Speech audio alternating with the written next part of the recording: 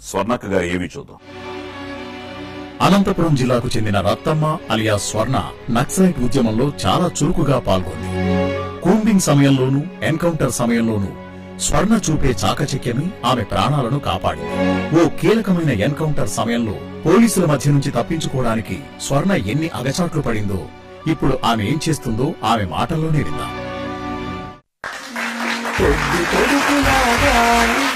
వెలిగారు ఇన్నాళ్ళు ఆశయాల కోసం.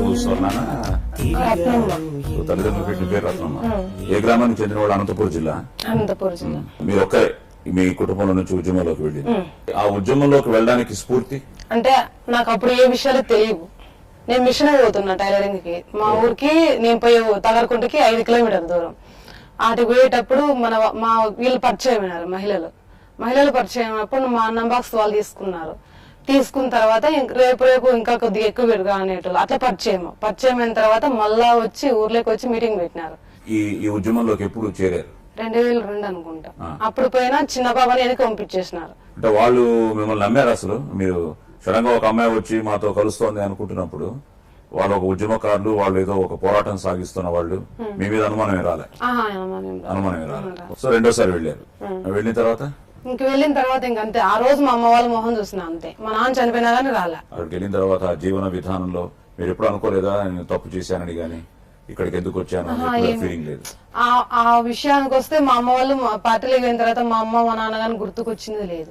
జీవన విధానంలో రామ్మోహన్ గారు ఎప్పుడు పరిచయం? 2003లో పరిచయం. పెళ్లి ఎప్పుడైంది? మాకు 2005. మా పెళ్ళైన తర్వాత నిర్బంధం స్టార్ట్ ఎక్కువైంది. ఇంకా ఆయన కడపలో ఉన్నాడు, నేను చిత్రావతికి వచ్చేసిన. చిత్రావతికి వస్తే ఇంకా వరుసన ఎన్కౌంటర్లు. మీరు ఏ స్థాయిలో ఉండేవారు? ఒక దళ సభ్యురాలు. సో ఎన్కౌంటర్ స్టార్ట్ అయ్యారు. మీ మొదటి అనుభవం ఏంటి ఎన్కౌంటర్స్ లో? మొదటి అనుభవం 2005 డిసెంబర్ ఏమో. ఫుల్ వర్షము. పొద్దుడి 7:30-8 గంటల స్టార్ట్ అయింది ఫైరింగ్. ఇంకంతే. నేను 4 ఉంటే 3 నన్ను వదిలేసిపోయినారు. నేను ఇంకా తప్పదన్నట్టు నేను వస్తాను, నేను పోతున్నా అంతే. వ్యాపారం వెనక్కి పట్టుకొని ఒకసారి ఫైరింగ్ చేసిన తర్వాత వాళ్ళైతే ఫైరింగ్ ఫుల్ స్టార్ట్.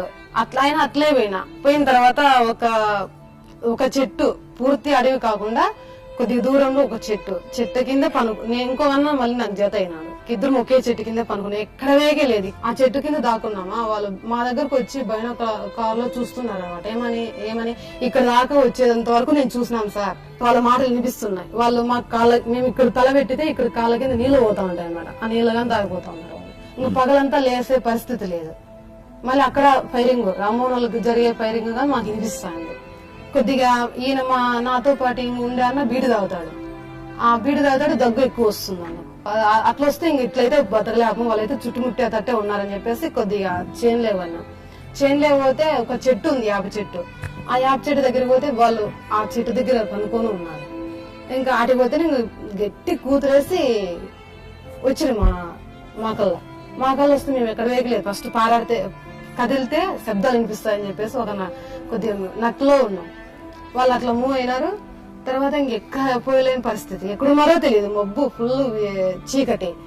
తర్వాత వాళ్ళు అక్కడ పోయినారు. మేము మళ్ళీ వాళ్ళ మధ్యలోనే దూరిపోయినాం.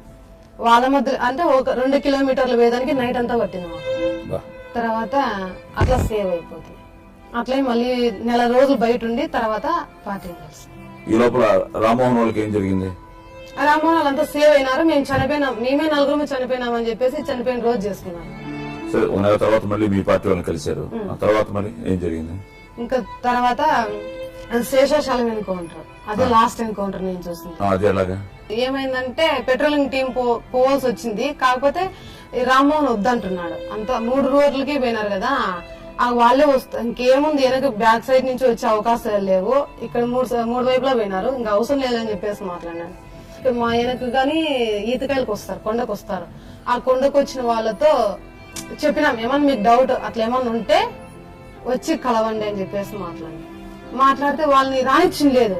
అప్పుడు వాళ్ళు ఇటుకలకు వచ్చిన వాళ్ళ టైపు కూతులేస్తా వచ్చినారు అనమాట. మాకు డౌట్ వచ్చింది. డౌట్ వస్తా వచ్చే మూమెంట్ లో అంతే కలిపి కొట్టాలనుకున్నాడో మరి ఎట్లా తెలియదు. ఇంకా ఎక్కుతున్నాము. ఎక్కే మూమెంట్ లోనే ఇంకా జీర్ణించుకోలేకపోయినాం. రామ్మోహన్ వాళ్ళని కొట్టేస్తే మేము అట్లే వెనక్కి రిట్రీట్. అక్కడ 7:30-8 అయిపోయింది. 8:30 అయిపోయింది ఇక్కడ ఎన్కౌంటర్. తర్వాత మేము అట్లే పోయినాం, నేను నచ్చలేకపోయినా.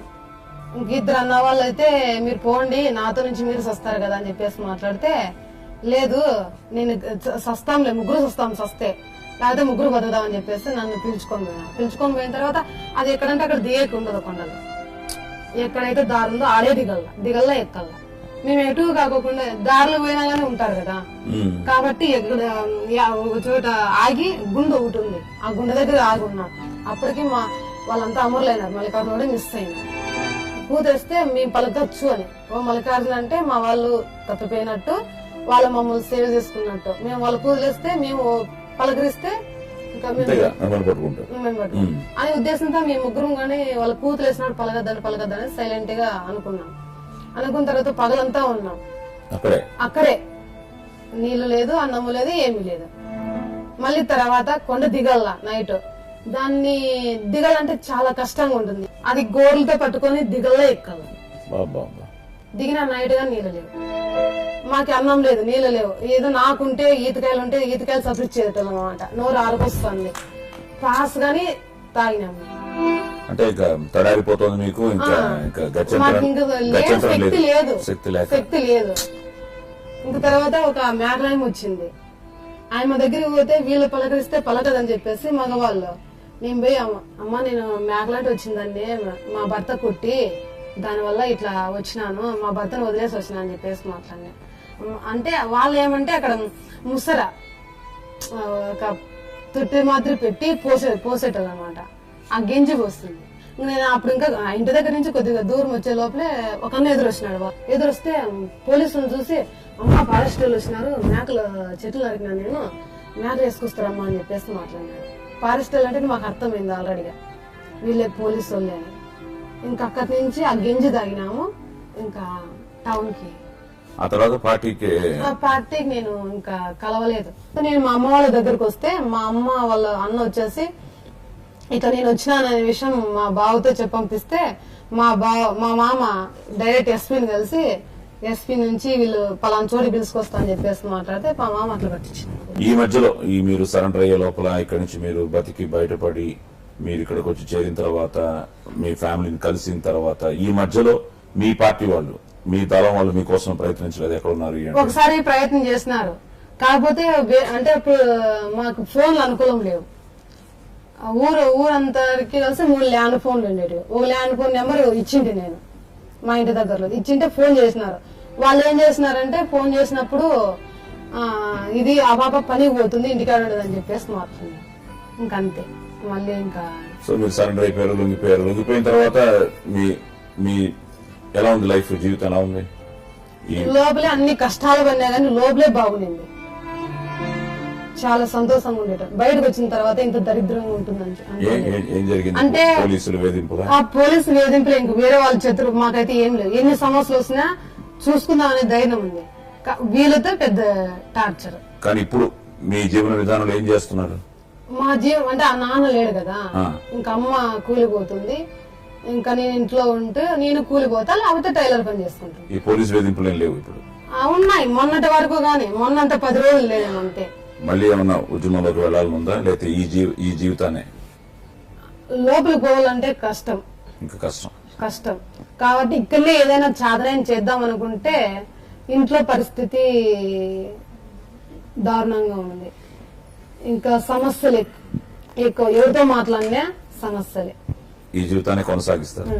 ఆశయాల కోసం తిరిగారు ఇన్నాళ్ళు, నీ బతుకుల్లో మిగిలిన చీకటి ఇంకా ఎన్నాళ్ళు, నిరాశతోటి జీవిస్తున్న కోసలు ఎన్నాళ్ళు.